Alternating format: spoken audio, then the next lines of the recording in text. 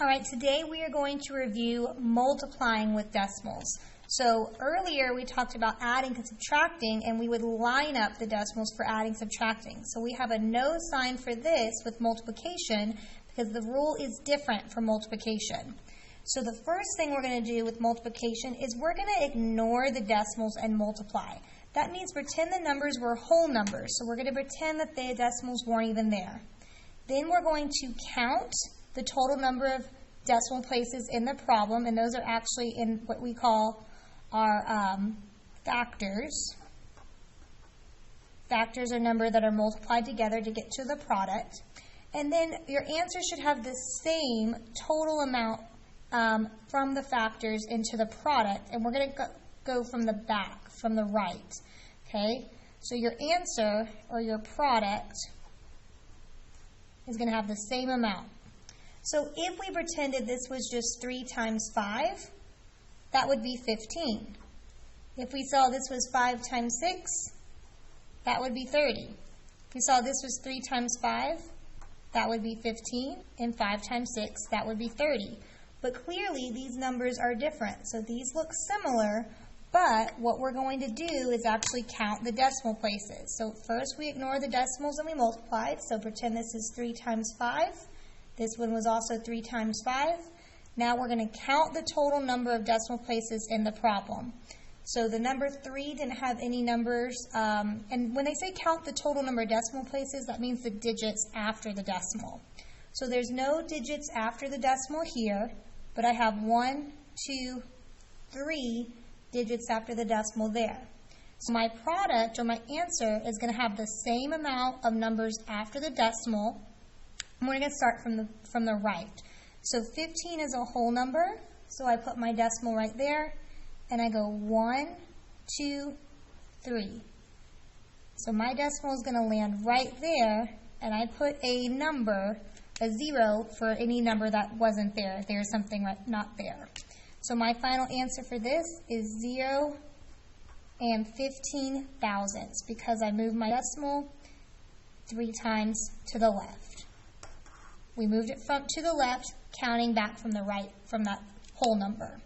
So now in this one, this is also like 3 times 5, which was 15, but now I have 2 digits total after the decimal. So I start from the right, 15 is my whole number, and I say 1, 2 places. So you're counting right in front of the numbers. So now that's my decimal's new home. So my answer for here, the decimal's not in front of another jump in front of the 0 now. It's right in front of that 1. So my answer is 15 hundredths. Again, place value is very different because this is 15 thousandths and this is 15 hundredths, excuse me. All right, 5 times 6, again, if we pretended the decimal wasn't there, is 30. We have one and only one number after the decimal. No one over here, so we're going to start from the right and go back 1. So my final answer is going to be 3.0, or you can just say 3. Now, one strategy that some students like to do is when they look in the factor, they say 3. They said 1 after here, 1 after here, so 1 plus 1 is 2, so that's why they moved twice. This one was just once. This one was just 3. So that's something that you can do if it helps you out. So now we have 5 thousandths times 6 tenths. So we count the total number of decimal places, or how many numbers after the decimal. 1, 2, 3. 1 after this one. So 3 plus 1, there's a total of 4 numbers after the decimal. So we're going to start at the back again. From the right. 1, 2, 3, 4. Excuse me. And we have 2 places that were empty, so we're going to put 2 zeros there. So it's going to be 0.0030, or you could say 0.003, which is 3 thousandths.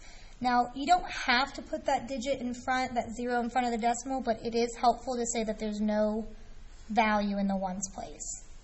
Okay, I'm going to do one more with you, and then you can try the other 2 on your own. So we're going to try this one in the middle. So this is 145 thousandths times 1 2/10. Now notice we do not line up the decimals. We do not line up the decimals with multiplying. We line up the digits. All right, so let's look. So we can say 1, 2, 3 numbers after the decimal, 1 over here. So 3 plus 1, that means in our final answer we want 4 numbers after the decimal. So this is a little side note we can do. Now we're going to ignore the decimals because we're pretending like these are whole numbers, 145 times 12. So 2 times 5 is 10, 2 times 4 is 8, plus 1 is 9, 2 times 1 is 2. 2 times 0 is 0, so you could put that 0 there if you'd like, but you don't have to. So we've already finished that 1's place value.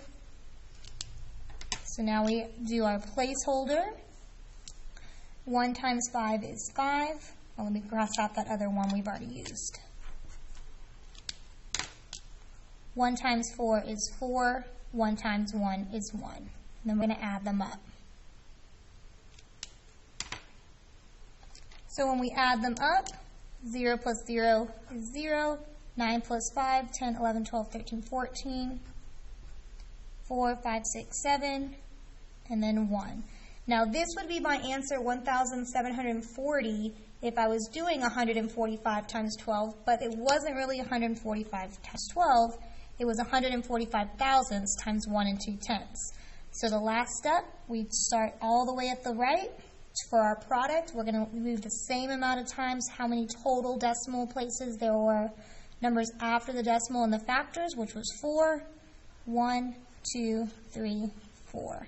So my final answer is going to have the decimal in front of that 1. So I'll just write my final answer over here and box it for my teacher. 0.1740 or 174 thousandths. Because there was 0, the value of 0 in that place value, you don't have to put that there. We can write as many zeros as we want. Okay, so that is a review on multiplying decimals. Again, just pretend like they're whole numbers. Ignore the decimals, pretend they're whole numbers. Count how many numbers are after the decimal in those factors and add them together like we did here, and that's going to be your total.